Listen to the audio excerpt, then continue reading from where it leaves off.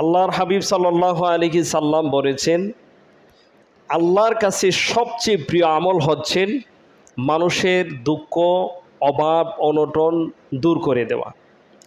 আল্লাহ নবী বলছেন, আহাব্বুন নাসি ইলাল্লাহি আনফাউহুম লিন্নাস।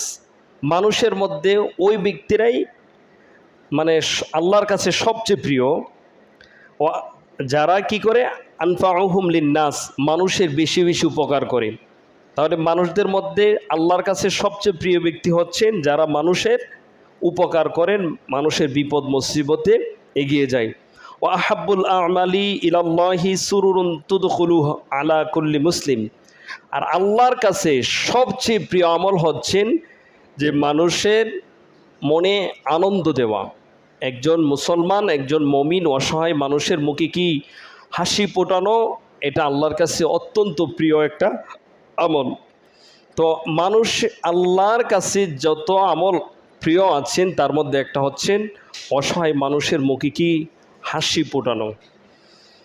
আল্লাহ রাসূল সাল্লাল্লাহু আলাইহি সাল্লাম বলছেন, মানুষের মুখে হাসি ফোটানোর জন্য যে কর্মগুলি আপনি করতে পারেন এর মধ্যে এক হচ্ছেন আও তাকশিফু আনহু কুরবাতান, মানুষের দুঃখ কষ্ট দূর করে দেওয়া। এক কি, মানুষের দুঃখ কষ্ট দূর করে দেওয়া। এরপরে বলছেন আও তাকদি আনহু দাইনান, কোনো মমিন বা কোনো মুসলমানের ঋণ পরিশোধ করার ব্যবস্থা করে দেওয়া। আপনি যদি কারো ঋণ পরিশোধ করে দেন তাহলে এটা আল্লাহর কাছে অত্যন্ত প্রিয় একটা আমল। আও তাতরুদু আনহু জুআ, ক্ষুধার্ত ব্যক্তিকে খাবার দেওয়া, এটা আল্লাহর কাছে অত্যন্ত একটা প্রিয় আমল। ওয়ালা আমশি মা আখিন লি হাজাতিন, আখিন লি ফি হাজাতিন আহাব্বা ইলাইয়া মিন আতাকিফা ফি হাদাল মসজিদি। নবী সাল্লাল্লাহু আলাইহি সাল্লাম বলছেন, মানুষের সাথে হেঁটে গিয়ে যদি কোনো মুসলিম ভাইয়ের কোনো উপকার করা হয়, তার সাথে কোনো মুসলিম ভাইয়ের সাথে পায়ে হেঁটে গিয়ে যদি তার কোনো উপকার করা হয়, আল্লাহ নবী বলছেন যে ফি হাদাল মসজিদি ইয়ানি মসজিদিল মদিনাতি শাহরা, মসজিদে নববীতে 1 মাস ইতিকাফ করলে যে পরিমাণ সওয়াব হবে, একজন মানুষের দুঃখ দুর্দশা তার সাথে হেঁটে গিয়ে দূর করে দিলে সেই পরিমাণ সওয়াব আল্লাহ ব্যক্তির আমল নামায় লিখে দিবেন। এরপরে নবী বলছেন, ওমান কাফা গাদাবাহু সাতারাহুল্লাহ, যেই ব্যক্তি নিজের রাগকে নিয়ন্ত্রণ করবে আল্লাহ তার দুষ্ত্রুটি গোপন রাখবেন। ওয়ামান মাশি মা আখিহি ফি হাজাতিন হাত্তা আসবাতাহা লাহু আসবাতাল্লাহি আজ্জা ওয়া জাল্লা। নবী সাল্লাল্লাহু আলাইহি ওয়াসাল্লাম বলছেন, যে ব্যক্তি মানুষের কোনো প্রয়োজন পূরণ করে দিবে, যে কোনো ধরনের প্রয়োজন, খাবারের প্রয়োজন হতে পারে, কাপড়ের প্রয়োজন হতে পারে, পানির প্রয়োজন হতে পারে, যে কোনো প্রয়োজন আপনি কারো পূরণ করে দিবেন, আল্লাহ নবী বলেছেন লাহু আসবাতাল্লাহি আজ্জা ওয়া জাল্লা কদামাহু আলা সিরাতি ইয়াওমা তাদিল্লু ফিহিল আকদাম। যেদিন মানুষের পাও ফুলসিরাত থেকে পিছলে যাবে, সেদিন আল্লাহ রাব্বুল আলামিন তাদের পাওকে ফুলসিরাতের উপর কি রাখবেন, প্রতিষ্ঠিত রাখবেন, যারা মানুষের প্রয়োজন পূরণ করে দেয়। এই হাদিসটা সহিহ মুসলিম এবং মাজমাউল জাওয়ায়েতে এবং সহিহুল জামেতে বর্ণিত হয়েছেন। সহিহুল জামের 1 নম্বর খণ্ডের 87 নম্বর হাদিস। তো আল্লাহ রাসূল সাল্লাল্লাহু আলাইহি ওয়াসাল্লাম বলছেন এই কাজগুলি, 1 নম্বর কি, যে মানুষকে খুশি করা, মানুষের মনে আনন্দ দেওয়া, এটা আল্লাহর কাছে প্রিয়। 2, মানুষের দুঃখ কষ্ট দূর করে দেওয়া। 3, কারো ঋণ থাকলে ঋণ পরিশোধ করার ব্যবস্থা করে দেওয়া। 4, মানুষের খাবারের ব্যবস্থা করে দেওয়া, ক্ষুধার্ত মানুষকে খাবারের ব্যবস্থা করে দেওয়া। 5 নম্বর হচ্ছেন কারো সাথে হেঁটে গিয়ে তার কোনো উপকার করা, মসজিদে নববীতে 1 মাস ইতিকাফ করার চেয়েও আল্লাহর কাছে শ্রেষ্ঠ। এরপরে যে ব্যক্তি নিজের রাগকে, 6 নম্বর হচ্ছেন যে ব্যক্তি নিজের রাগকে নিয়ন্ত্রণ করবে, আল্লাহ তার দুষ্ত্রুটি গোপন রাখবে। 7 নম্বর হচ্ছেন যে ব্যক্তি কোনো মানুষের প্রয়োজন পূরণ করে দিবে, কিয়ামতের দিন আল্লাহ তাকে ফুলসিরাতের উপরে অটল রাখবেন। তো আল্লাহ রাসূল সাল্লাল্লাহু আলাইহি সাল্লাম ইরশাদ করেছেন, যে ব্যক্তি তার কোনো মুমিন ভাইকে সাহায্য করবে, যতক্ষণ পর্যন্ত সাহায্য করবেন ততক্ষণ পর্যন্ত আল্লাহ ওই ব্যক্তিকে সাহায্য করবেন। রাসূলুল্লাহ সাল্লাল্লাহু আলাইহি সাল্লাম বলছেন, মান নাফাসা আন মুমিনিন কুরবাতাম মিন কুরাবিদ দুনিয়া, যে ব্যক্তি কোনো মুমিনের দুঃখ কষ্ট দুনিয়াতে দূর করে দিবে। নাফাসাল্লাহু আনহু কুরবাতাম মিন কুরাবি ইয়াউমাল কিয়ামা, কিয়ামতের দিন আল্লাহ রাব্বুল আলামিন তার সকল দুঃখ কষ্ট দূর করে দিবেন। তাহলে আল্লাহ নবী বলছেন যে কারো দুঃখ কষ্ট দুনিয়াতে দূর করবে, আল্লাহ কিয়ামতের দিন তার দুঃখ কষ্ট দূর করে দিবে। এরপরে নবী সাল্লাল্লাহু আলাইহি সাল্লাম বলছেন, যেই ব্যক্তি দুনিয়াতে কোনো মুসলিমের অভাব অনটনে সাহায্য করবে বা তার কোনো প্রয়োজন পূরণ করে দিবে, আল্লাহ রাব্বুল আলামিন দুনিয়া এবং আখিরাতে তার 100টা প্রয়োজন পূরণ করে দিবেন।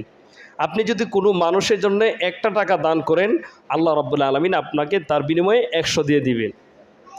এরপরে নবী সাল্লাল্লাহু আলাইহি সাল্লাম বলছেন, ওমাই ইয়াসারা আলা মুসিরিন ইয়াসসারাল্লাহু আলাইহি ফিদ দুনিয়া ওয়াল আখিরা, যে ব্যক্তি দুনিয়াতে, নবী বলছেন যে ব্যক্তি দুনিয়াতে কারো অভাব অনটনে সাহায্য করবে, কারো অভাব অনটন দূর করে দিবেন, আল্লাহ রাব্বুল আলামিন দুনিয়া এবং আখিরাতে তার অভাব অনটন দূর করে দিবেন। সুবহানাল্লাহ।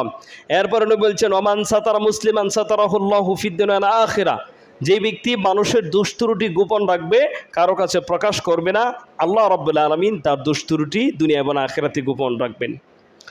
তো দুষ্ত্রুটি গোপন রাখাটা আল্লাহর কাছে একটা প্রিয় আমল, কারণ আল্লাহর একটা নাম হচ্ছেন সাত্তার। আল্লাহর একটা নাম কি?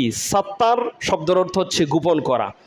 আল্লাহ এবং তার বান্দার মধ্যে একটা পর্দা আছেন, সেটা হচ্ছে গুনার পর্দা।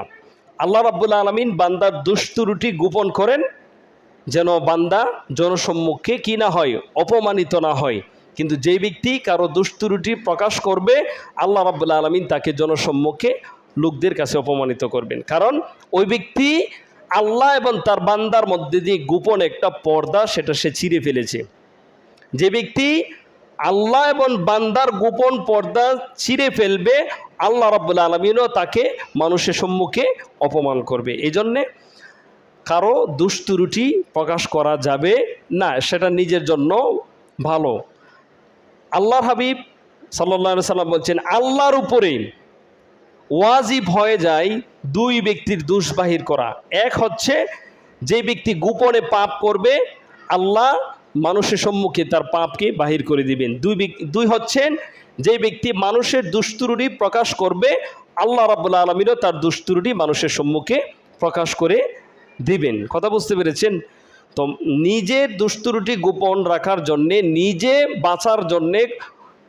বাঁচার জন্যে কমপক্ষে মানুষের দুষ্ত্রুটি প্রকাশ করা যাবে না। কথা বুঝতে পেরেছেন?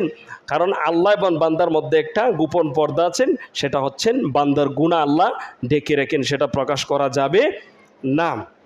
কথা বুঝতে পেরেছেন? নবী বলছেন, ওমান সাতারা মুসলিমান সাতারাহুল্লাহু আলাইহি ফিদ দুনিয়া ওয়াল আখিরা, যে ব্যক্তি মানুষের দুষ্ত্রুটি গোপন রাখবে, আল্লাহ দুনিয়া এবং আখিরাতে মানুষের দুষ্ত্রুটি গোপন রাখবে, ওই ব্যক্তির দুষ্ত্রুটি গোপন রাখবে। একবার এক চোরকে হযরতে ওমর রাদিয়াল্লাহু তাআলা আনহুর কাছে ধরে আনলেন। তো চোর বলতেছে যে, মহামান্য খলিফা, আমি এই প্রথম চুরি করেছি, আমি আর কোনোদিন চুরি করি নাই। ওমর রাদিয়াল্লাহু তাআলা আনহু বলতেছেন, তুমি বলছো যে আজ এই প্রথম তুমি চুরি করেছো আর প্রথমেই তুমি ধরা খেয়ে গেলে, এটা আমি বিশ্বাস করি না। কারণ আল্লাহ কোনো ব্যক্তির দোষ ততক্ষণ পর্যন্ত প্রকাশ করে না যতক্ষণ পর্যন্ত না সে সীমা লঙ্ঘন করে। অর্থাৎ তুমি আজ নতুন চুরি করো নাই, এর আগে আরও অনেকবার চুরি করেছো, এই জন্য আল্লাহ তোমাকে শাস্তি দিচ্ছেন।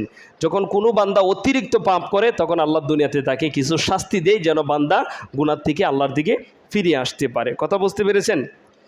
এরপরে নবী সাল্লাল্লাহু আলাইহি সাল্লাম বলছেন, ওয়াল্লাহি ফি আউনিল আবদি মা কানাল আবদু ফি আউনি আখি, যে ব্যক্তি তার কোনো ভাইয়ের উপকারে লিপ্ত থাকবে, যতক্ষণ পর্যন্ত সে তার ভাইয়ের উপকারে লিপ্ত থাকবে, ততক্ষণ পর্যন্ত আল্লাহ বান্দাকে সাহায্য করবে। নবী বলছেন, যতক্ষণ বান্দা তার অপর মুসলিম ভাইকে সাহায্য করবে, ততক্ষণ আল্লাহ ওই বান্দাকে সাহায্য করবেন। কথা বুঝতে পেরেছেন?